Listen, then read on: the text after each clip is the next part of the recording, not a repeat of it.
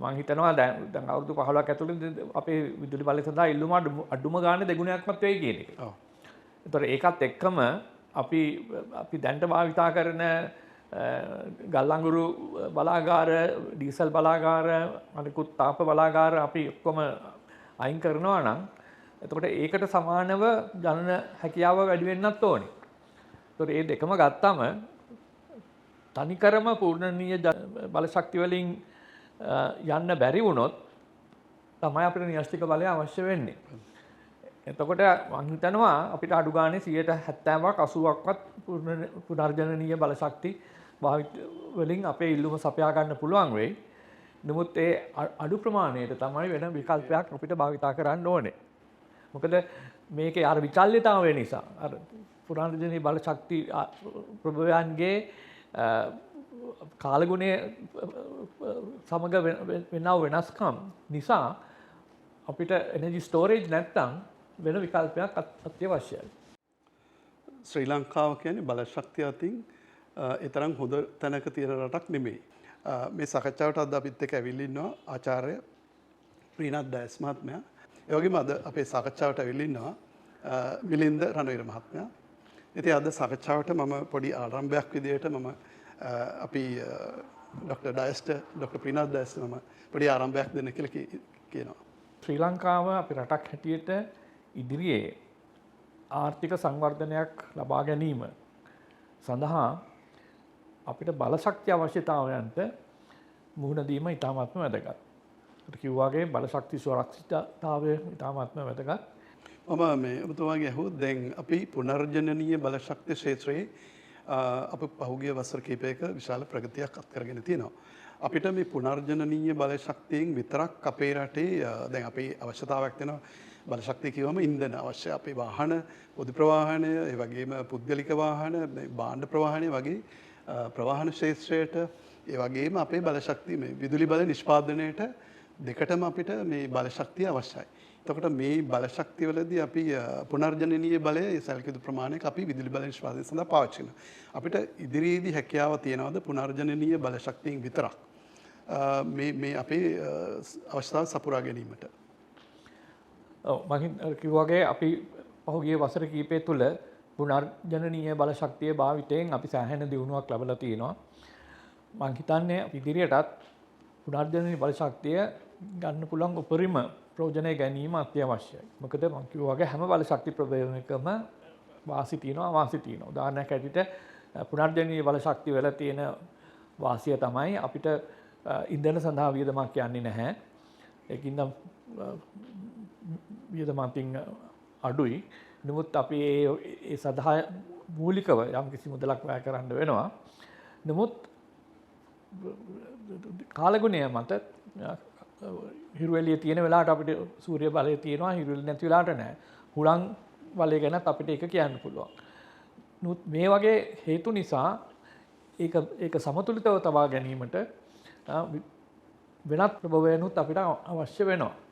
ඒකට මේ බල ශක්ති ප්‍රභවයන්ගේ උපරිම මට්ටමේ සංකලනයක් තමයි ඇත්තටම අපිට අවශ්‍ය වෙන්නේ. ඔය වගේම ලංකාව දැන් කමිට් කරලා තියෙනවා 2050 වෙද්දී net zero කියලා ගෝල් එකක්. ඒ කියන්නේ කාබන් විමෝචනය ශූන්‍ය කිරීම සඳහා අපි කමිට් කරලා තියෙනවා. ඒක කාබන් විමෝචනය කියන්නේ අපි ෆොසිල් ඉන්ධන දහනයේදී අපි ෆොසිල් ඉන්ධන කිව්වම ගල් අඟුරු වෙන්න පුළුවන්. එහෙම නැත්නම් පෙට්‍රල්, ඩීසල්, එහෙම නැත්නම් LNG, LPG ඒ වගේ සියලුම ආකාරයේ ෆොසිල් ඉන්ධන පොළවෙන් ලබා ගන්නා සියලුම ආකාරයේ ෆොසිල් ඉන්ධන දහනය කිරීමේදී කාබන් විමෝචනය වීමක් වෙනවා. ඒතර අපි net zero කියන ගෝල් එක 2050 දී අපි කමිට් කරලා තියෙනවා. ඒතර මේ net zero ගෝල් එකට යද්දී අපිට ඒ කියන්නේ අපි ඔබතුමා කිව්වා වගේ අපිට හැකියාවක් නැද්ද මේ මම කියන්නේ අපිට පුනර්ජනනීය බල ශක්තිය විතරක්. ඒ කියන්නේ අපි කියමු සුළං විදුලිය ඒ වගේම සෝලර් මේ සූර්ය බලය සහ බල ශක්තිය අපිට තියෙනවා ඇති වෙන්නේ. ඒකට මේවයි විතරක් අපිට මේ වැඩේ කරන්න බැරිද?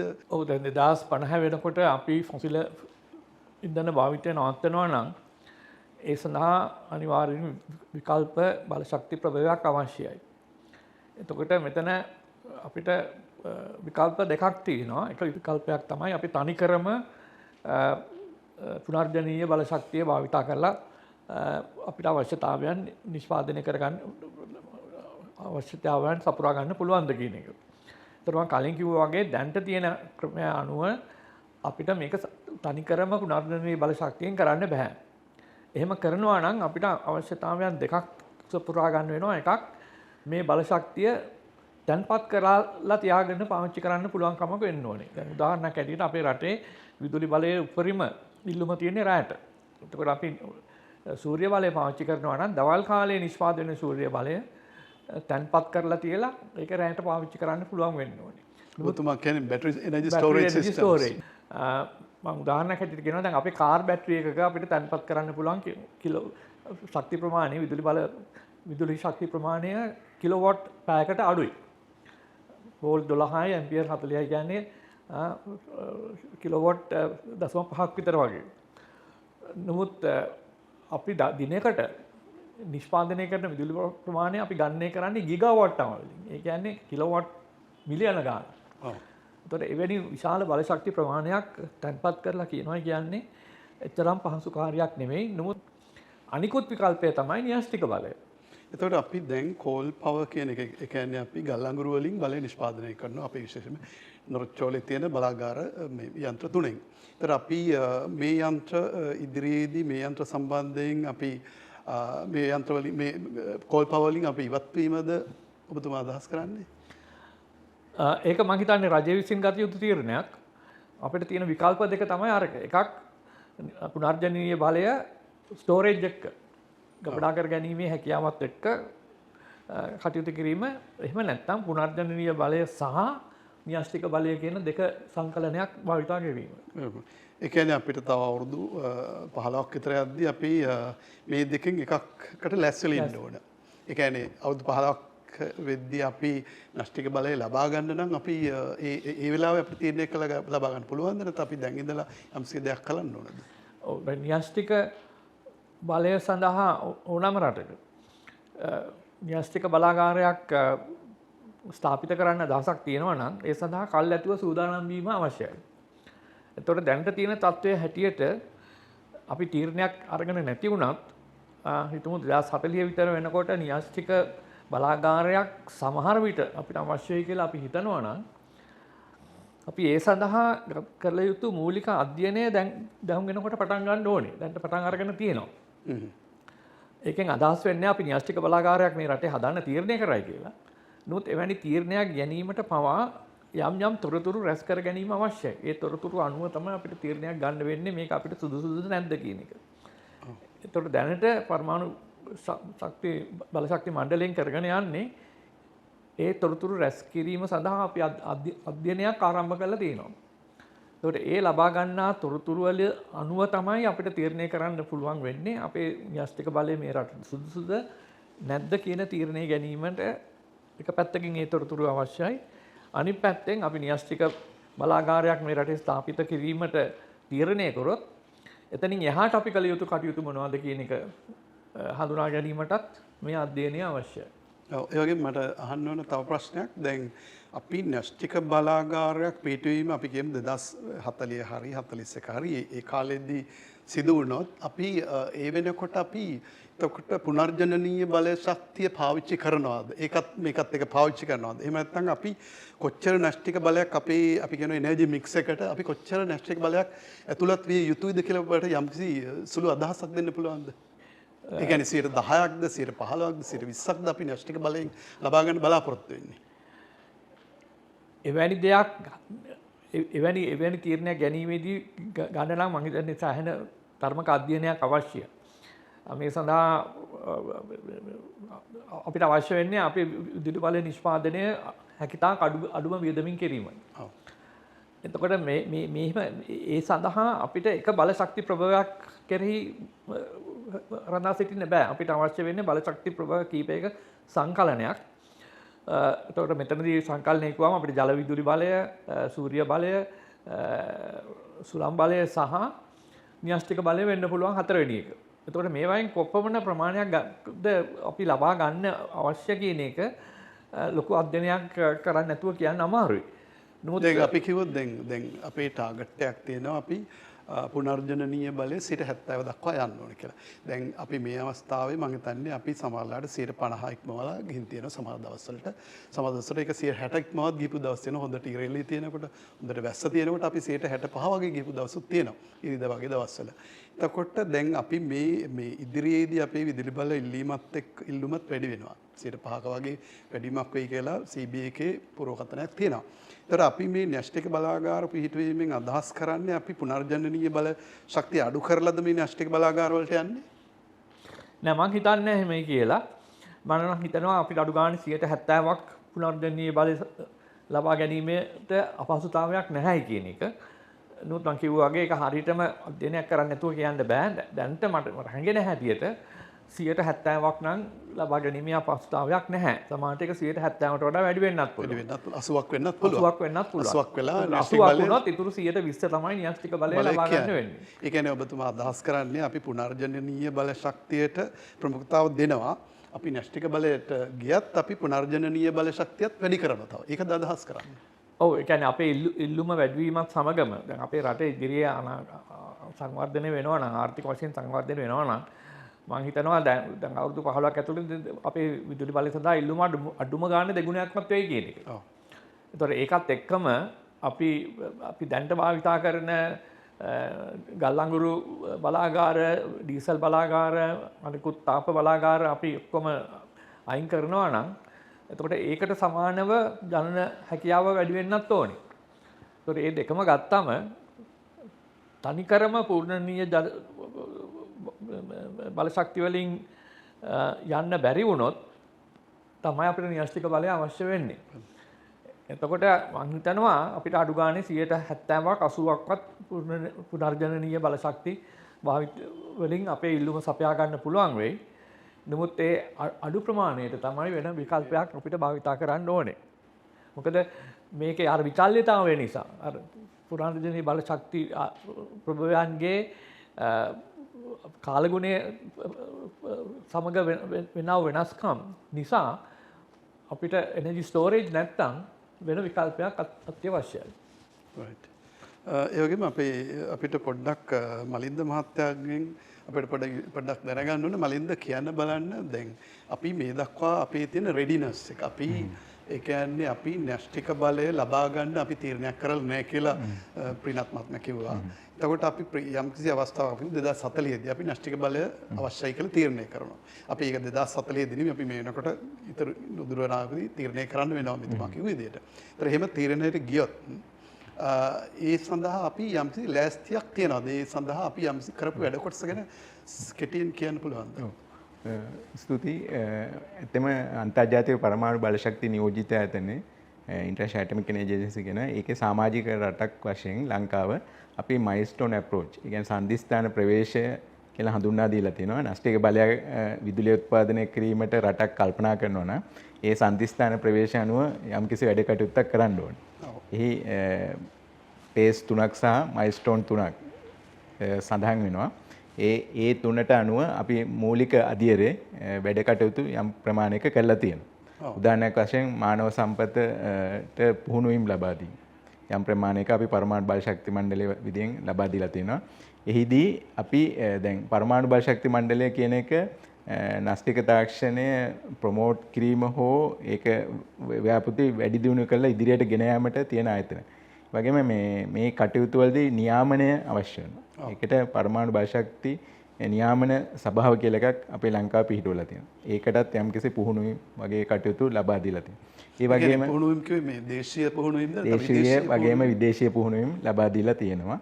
වගේම පුහුණු වැඩසටහන් ක්‍රියාත්මක කරනවා විදේශීය විශේෂඥයන්ගේ සහභාගීත්වයෙන් ලංකාව තුලත්. ඉතින් එහි කියන්නේ අපිට IAEA එක එහෙම නැත්නම් අන්තර්ජාතික පරමාණු බල ශක්ති නියෝජිත ආයතනයේ උදව් උපකාර ඇතුව තාක්ෂණ සහයෝගිතාව ඇතුව.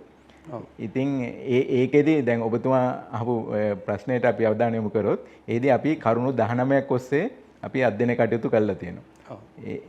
ඉතින් ඒ කරුණු මූලික වශයෙන් කිව්වොත් දැන් අපි නාස්තික බලයට යනවා නම් අපේ නැෂනල් පොසිෂන් කියන එක ලංකාවේ තියෙන බල ශක්ති ප්‍රතිපත්තියත් විදුලි බල මණ්ඩලයෙන් පසු අනුප්‍රාප්තික නැෂනල් සිස්ටම් ඔපරේටර් කියන එක ජාතික පද්ධති ක්‍රියාත්මක ක්‍රියාකරුගේ ජනන සැලැස්ම අනුවත් නාස්තික බලයට තියෙන අවකාශය මොකක්ද කියන එක අපි අධ්‍යයනය කරලා තියෙනවා. ඒ වගේ අධ්‍යයනවලදී අපිට අවබෝධ වෙලා තියෙන දෙයක් තමයි මේක මේ ඉක්මනින් කරන්න බෑ. 2040 වසරෙන් පසු වගේ තමයි නාස්තික බලයට අවකාශයක් තියෙන්නේ අපේ ආචාර්ය ප්‍රීනා ඩැනිස් මැතිතුමා සඳහන් කරපු පරිදි. ඉතින් එහිදී අපි ඒ වගේ අධ්‍යයන කරලා තියෙනවා. ඒ වගේම නාස්තික නීති රාමුව දැන් පවතින නීති රාමුව අංක 40 2014 අංක 40 දන්න පනතකින් නාස්තික පරමාණු පනත සම්මත වෙලා තියෙන්නේ. ඒකේ අනුව තමයි පරමාණු බාහ්‍යශක්ති මණ්ඩලය නියමන සභාව පිහිටුවලා තියෙන්නේ. නමුත් ඒ පනතම අපිට නාස්තික බලයෙන් විදුලිය උත්පාදනයට යනවා නම් යම් අඩුපාඩු තියෙනවා. ඒකේ ඒ පිළිබඳ අපි අධ්‍යයනයක් කරලා තියෙනවා. එතන තමයි දැන් ඉන්නේ. නාස්තික බලාගාරයක් හදන්න සුදුසු තැන් ලංකාවේ තියෙවිද? නැත්නම් අපිට මේ තීරණයක් ගත්තට අපි ඒ වගේ දෙයක් කරලා නැතිනම් අපිට බොහොම ස්තුතියි. හොඳ කාලෝචිත ප්‍රශ්නයක්. නාස්තික බලාගාරයක් අපිට ජල විදුලි බලාගාරයක් හෝ ගල් අඟුරු බලාගාරයක් හදන විදිහට අපිට ඉඩ ඇති කියන්නේ අපේ අභිමතයේ පරිදි සුදුසු තැන සොයාගන්න බෑ. ඒකට සම්මත ක්‍රමවේදයක් තියෙනවා.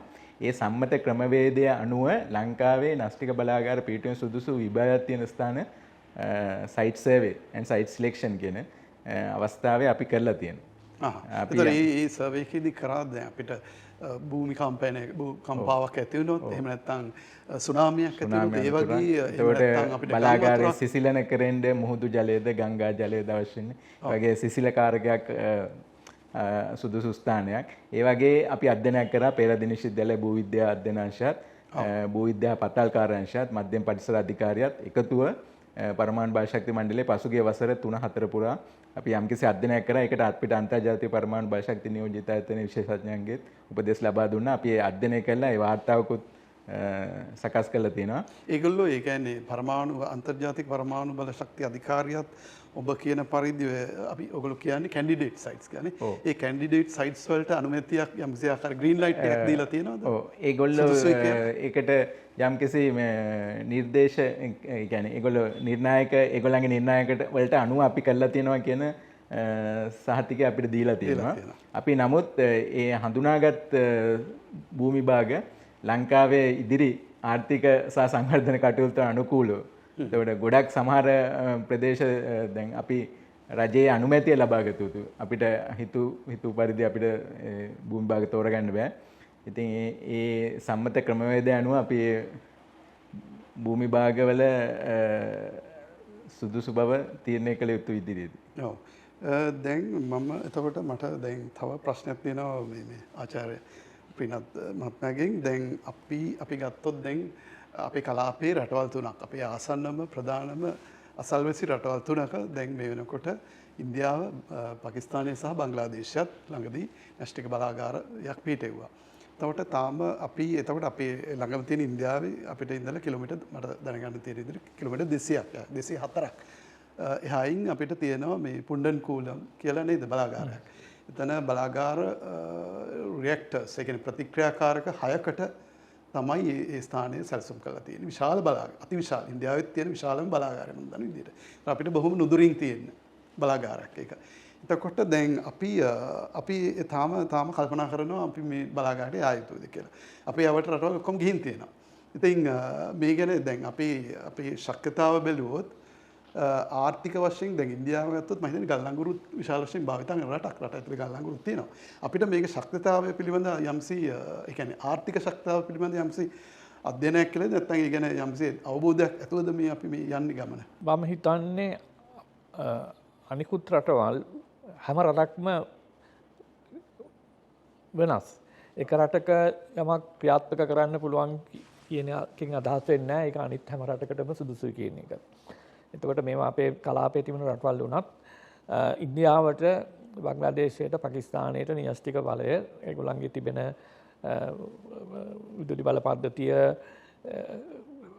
ගති ලක්ෂණ, අනිකුත් අවශ්‍යතාවයන් අනුව ඒක සුදුසු වෙන්න පුළුවන්.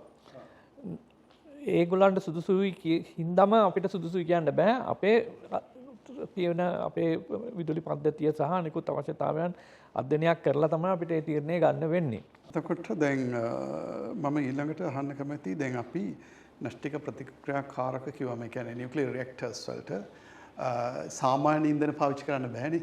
එතකොට ඒවට අවශ්‍ය කරන න්‍යෂ්ටික ඉන්ධන. එතකොට අපිට න්‍යෂ්ටික ඉන්ධන පාවිච්චි කරද්දී අපිට දැන් එකතු වෙනවා වේස්ට් එකක්. දැන් ප්‍රතික්‍රියාකාරකයෙන් අපි කියනවා නියුක්ලියර් වේස්ට් එකක්. මේ වේස්ට් එක කොහොමද ගැන යම්කිසි අධ්‍යයනයක් කළා තියෙන්නේ. මේක කොහොමද අපි හැන්ඩල් කරන්නේ, කළමනාකරණය කරන්නේ කියන එක පිළිබඳ යම්කිසි අවබෝධයක් තියෙනවා. මෙහෙමයි. න්‍යෂ්ටික බලාගාරයකට අපිට ඉන්ධන හැටියට භාවිත වෙන්නේ යුරේනියම් කියන මූලද්‍රව්‍ය. එතකොට ඒ මූලද්‍රව්‍ය භාවිතා කිරීමෙන් තමයි විදුලි බලය නිෂ්පාදනය කරන්නේ. න්‍යෂ්ටික බලාගාරයක තියෙන ප්‍රධානම වාසියක් තමයි අවශ්‍ය වන්නා වූ ඉන්ධන ප්‍රමාණයේ අඩුකම. දැන් උදාහරණයක් හැටියට කිව්වොත් විශාල ගල් අඟුරු බලාගාරයකට අවුරුද්දකට ගල් අඟුරු ටන් මිලියන 2ක් විතර අවශ්‍ය වෙනවා. උනුත් විදුලි න්‍යෂ්ටික බලාගාරයකට අවශ්‍ය වෙන්නේ අවුරුද්දකට ටොන් 30ක් විතර වගේ ගාණක්. එතකොට මිලියන 2යි තාම සුළු ප්‍රමාණයක්. ඉතාමත්ම සුළු ප්‍රමාණයක්. එතකොට මේ ඉන්ධන භාවිතයෙන් පස්සේ ඉවත් කිරීමේදී අපි ඒවා විකිරණශීලී අපද්‍රව්‍ය හැටියට තමයි සලකන්නේ. ඒවා ආරක්ෂිතව තබා ගන්න ඕනේ. මේවා දැන්ට කරන්නේ මේ විකිරණශීලී ද්‍රව්‍ය වල එක ගතිගුණයක් තමයි කාලයත් සමග විකිරණශීලීතාවය අඩුවීම. එතකොට බලාගාරකින් ඉවත් කරපු හැටියේ තියෙන විකිරණශීලීතාවය නෙමෙයි අවුරුදු 30ක් විතර ගියන් පස්සේ තියෙන ඊට වඩා සෑහෙන අඩු ප්‍රමාණයක්. ඒ කියන්නේ දැනට කරන්නේ හැම බලාගාරයකම මේ විකිරණශීලී ද්‍රව්‍ය තැන්පත් කර තිබීමේ පහසුකම් සලසලා තියෙනවා. මේ ලෝකේ හැම බලාගාරයකම කරන්නේ එහෙමයි. ඒකෙන් කිසිම ප්‍රශ්නයක්වත් පරිසරයටවත් කිසිම කෙනෙකුට කිසිම දක්වා ප්‍රශ්නයක් ඇති වෙලා නැහැ. යම් කාලයක් ගියන් පස්සේ මේවා විකිරණශීලීතාවය සෑහෙන ප්‍රමාණයකට අඩු වුණාන් පස්සේ පොළව යට සාමාන්‍යයෙන් කරන්නේ මේ මොනවාද ඒකට කියනවා ස්ටේබල් රොක් ෆෝමේෂන්ස්. මොනවාද මේ භූමිකම්ප නැති නැවතත් මේවා පරිසරයට එකතු වීමට හැකියාවක් නැති, ඒ කියන්නේ ජල මූලාශ්‍ර නැති ඒ වගේ සුදුසු ස්ථාන සොයලා ඒවායේ තැන්පත් කිරීම තමයි දැන්ට යෝජනා කරලා තියෙන්නේ. ඉතින් මේක සමහරට හැම රටකටම කරන්න බැරි වෙයි. අපිට ඒ අවස්ථාවේදී යම් රටක් සමග එකඟතාවයකට අවිල්ලා අපේ මේ ඉන්ධන භාවිතා කළ ඉන්ධන ඒ රටවල් වලට ආපහු අරින්න යම්කිසි ගිවිසුමකට ඇතුළත් වෙන්න වෙයි. ඒ කියන්නේ ඔබතුමා කියන්නේ අපි මුලදී අවුරුදු 30ක් විතර අපි තියාගන්න වෙනවා. අපි ආරක්ෂාකාරීව. ඒක තමයි ලෝකේ තියෙන සම්මත ක්‍රමය. යම්කිසි අවස්ථාවකදී අපිට සිදු වෙන්න පුළුවන් අපිට මේ වගේ ආරක්ෂාකාරී තැනකට. එතකොට ඒවා තියෙන රේඩියෝ ඇක්ටිවිටි කියන එක ගොඩක් අඩු වෙලා තියෙන අවස්ථාවක් ඔබ කියන්නේ නේ.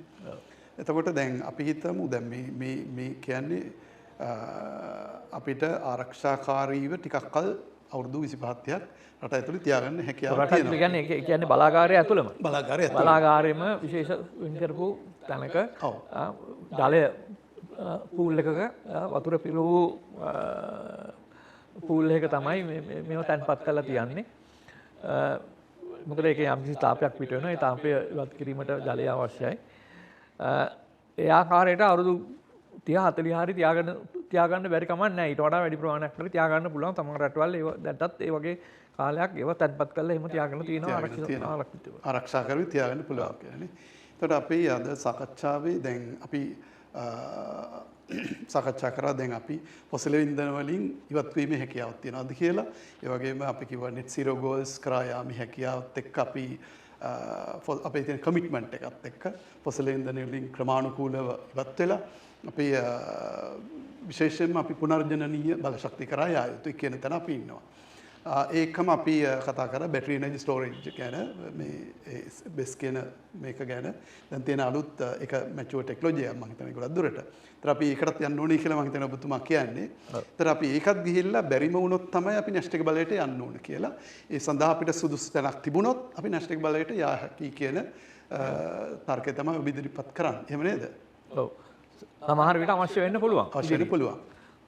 යම්කිසි දවසක ඒ සඳහා අපි සුදුසු නිසි අධ්‍යයනය කරලා අපේ බල ශක්තිය නිෂ්පාදනය වෙන පිරිවැය හැකිතාක් දුරට අඩු කරලා, මොකද අපි කර්මාන්ත දියුණු කරන්න නම් අපි නිෂ්පාදනය කරන විදුලි බලය ඒගොල්ලෝ පරිභෝජනය කරන විදුලි බලයට ගෙවන්නා වූ මුදල හැකිතාක් අඩු මට්ටමක තියෙන්න ඕනේ. නැත්නම් අපිට අන්තර්ජාතිකව අනිකුත් රටවල් එක්ක අපිට තරඟ කරන්න බෑ අපේ නිෂ්පාදන. ඉතින් විදුලි බලය හැකිතාක් අඩු මිලකට දීම අවශ්‍යයි. ඒතකොට ඒ සඳහා අවශ්‍ය අපේ විදුලි ප්‍රභවයන් සංකලනය මොකක්ද කියන එක තමයි අපි හඳුනා ගැනීම අවශ්‍යයි. බොහොම ස්තුතියි අද ඩොක්ටර් ප්‍රීනාත් දාස්ටත් මලින්දටත් මේ අපි නැවතත් මේ වගේ සාකච්ඡාවකින් හම්බ වෙමු.